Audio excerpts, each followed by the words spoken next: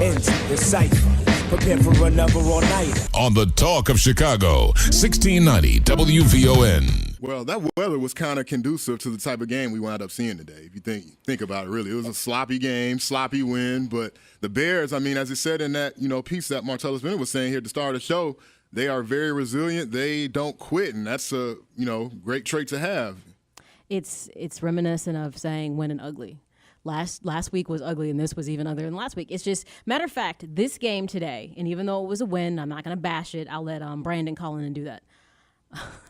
He might have been on to something with that Julius Peppers thing, by the way, but that's neither here nor there. We're going to talk about it. This was really an ugly game in the sense of the thing they did well in the first game that they actually got the Bengals to do, which was to not have good mental focus. You saw a lot of that in this game. Something else that's becoming a trend now that we're 2 weeks into the season is that the O-line, especially the first half, they don't do very well. It's like they need to play a half and then go make readjustments in order to do better in the second half. So that's something that let's hope it's not going to be something that's going to be trending through the season, that this is just, they're new. There's one component at Garza that is the link that was there from the past. So, you've got rookies on the right, you've got Bushrod, you got a lot going on. And today's performance, I'll be honest, they made the Vikings look like a better team than what I think they really are. Oh, yeah, the Bears should have killed them. They should have slaughtered them, no doubt. I mean, one of the keys of the game we talked about last week was that this would be a great opportunity for the Bears defense to put a lot of pressure on Christian Ponder. And to me, that didn't really happen today. Not to the extent that it should have. Yeah, but Ponder, I'll give him credit. While he sucks, I mean, he had a decent game today, 16 for 30, 227 yards, but he threw a big pick six, his one interception that he threw.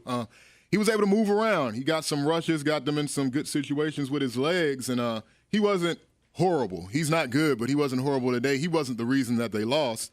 But what you said about the offensive line, compared to the last few years, I hate to keep bringing that up. I know people are getting tired of hearing about, the past regime and everything, but when you compare it to that, I think they've made great strides. Even though these are completely different players for the most part, and they are going to have to it's going to take some time for them to gel, but already you can see that this line that they have now is better than anything they've had the last 3 years. Oh, absolutely. You have to look at the progress they've made literally in 2 games opposed to the O-lines they've had for the last 3 to 4 years. There was no progress made in any of those years. Not at all. So the decision to go ahead and cut Jamarcus Webb go was something that should have been done a long time ago. I understand, though, it was a draft pick that had to be potentially developed, and it just didn't go the direction that they thought. So I like the fact that they're feeling comfortable with going with Long on the right side, and that side's young. They go get at least some type of veteran expertise in Bushrod, which is a plus. So overall, I mean, it's just like it just seems like the first half they struggle a little bit.